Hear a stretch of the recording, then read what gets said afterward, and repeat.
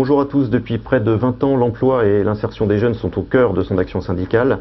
Originaire de la région nantaise, il est entré en 2003 au bureau national de la CFDT, une CFDT dont il a gravi progressivement tous les échelons pour devenir le secrétaire général il y a maintenant un an. Bonjour Laurent Berger. Bonjour. Le Front National a remporté hier à Brignoles une victoire symbolique, mais qui témoigne bien de sa montée en puissance. Est-ce que sur le terrain syndical, vous voyez son influence grandir également ?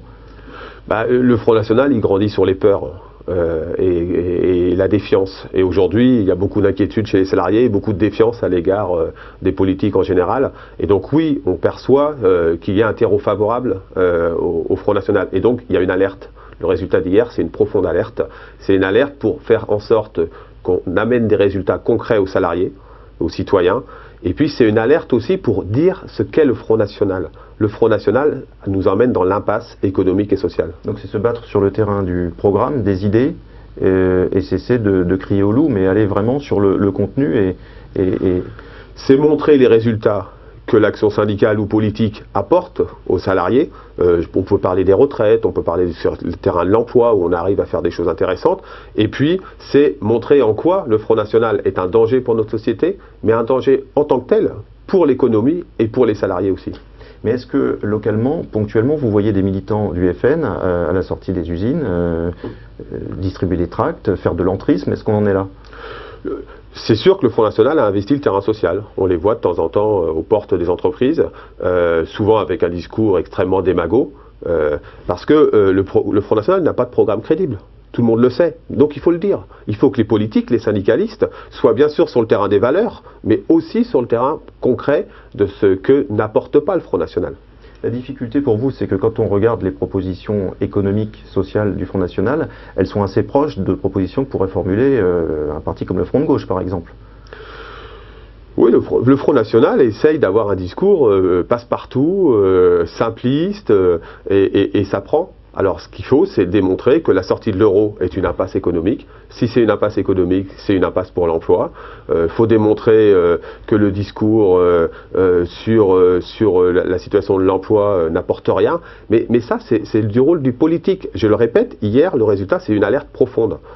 C'est une alerte à agir, pas simplement à commenter la montée du Front National. Et donc je crois qu'il y a une responsabilité des politiques, il y a une responsabilité des syndicalistes. Je crois qu'il y a aussi une responsabilité des médias d'ailleurs. La CGT envisage d'organiser un meeting anti-FN à l'approche des municipales. C'est une initiative qui vous intéresse et à laquelle vous pourriez vous associer? La CFDT, elle préfère. Ce qu'elle est en train de faire là, c'est de construire des argumentaires à destination de ses équipes dans les entreprises pour aller à la rencontre des salariés, pour leur expliquer ce qu'on propose, mais aussi en quoi le Front National ne répond pas aux préoccupations des salariés. Je me méfie des grandes initiatives où on serait sur le terrain des valeurs, c'est important les valeurs, mais où on donnerait le sentiment qu'on s'oppose sans proposer quelque chose d'intéressant. Les citoyens aujourd'hui, ils ont besoin de résultats. Ils ont besoin qu'on leur dise sur l'emploi on fait quoi, sur la retraite on fait quoi. Ils ont besoin de perspectives. On a trop fait le discours du subi et de l'effort. Il faut un discours de mobilisation et de cap, de perspective. Il faut redonner confiance dans le présent et dans l'avenir. La CGT, encore elle, a organisé la semaine dernière une série d'actions pour protester contre la réforme des retraites. Série d'actions qui sont passées à peu près inaperçues. Est-ce que ce genre d'initiative a encore une quelconque utilité dans le paysage aujourd'hui ?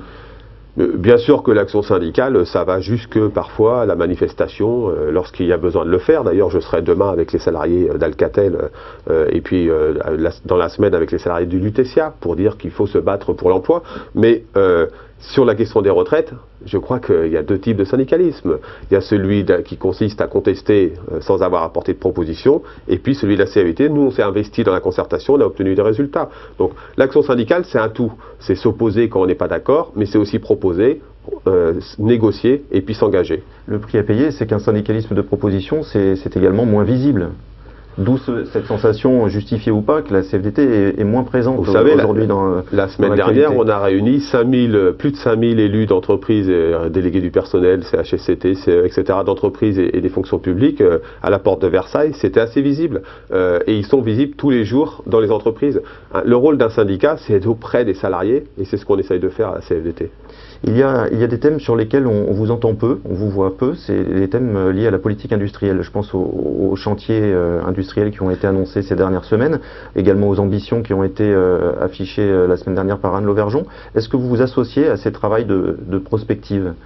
On nous voit peu alors qu'on est très associés. C'est bien la preuve que le syndicalisme, c'est pas simplement une visibilité extérieure. Sur les 34 projets, on travaille dans les filières. Et donc on s'est beaucoup associé. On a rencontré Anne Lauvergeon pour faire part de nos propositions sur ces 7 ambitions. Et de la même manière, on travaille avec Louis Gallois sur la compétitivité. Donc la CFDT est très investie sur ces questions-là. On est aussi investi sur les questions de responsabilité sociale des entreprises avec la plateforme RSE, comme on dit. Donc, la question, c'est de rendre ça visible. Ce qu'il faut, c'est montrer quel résultat ça produit. Et moi, je crois que notre pays, il a un problème de confiance. Il a un problème de confrontation stérile. Il faut redonner de la confrontation positive pour redonner confiance aux salariés en leur apportant des résultats concrets. Et il y en a. Pour une confrontation positive, il faut des interlocuteurs. Est-ce que vous avez des interlocuteurs de qualité au sein du MEDEF, par exemple? Que pensez-vous de la nouvelle équipe dirigeante? Est-ce que le dialogue est de qualité? D'abord, chaque organisation choisit ses dirigeants. C'est pas à moi de commenter les choix qui sont faits au MEDEF. Moi, je pense qu'il faut que le MEDEF se méfie, dans la période, d'avoir un discours qui est simplement centré sur le coût du travail ou la fiscalité. C'est pas le seul enjeu de compétitivité, on le sait. Vous les attendez sur quel thème? Je les attends sur le terrain du dialogue social, de la proposition en termes de formation professionnelle, en termes d'assurance chômage, en termes de politique de l'emploi, mais aussi sur le terrain industriel, de compétitivité, sur le terrain de l'innovation, de l'investissement, mais aussi celui de la répartition des richesses. Il faut pas que le MEDEF délaisse le terrain du dialogue social. Aujourd'hui, il est un peu dans un B2B avec le gouvernement, ça peut être dangereux à terme. C'est le fameux MEDEF de combat qui a été revendiqué par Pierre Gattaz.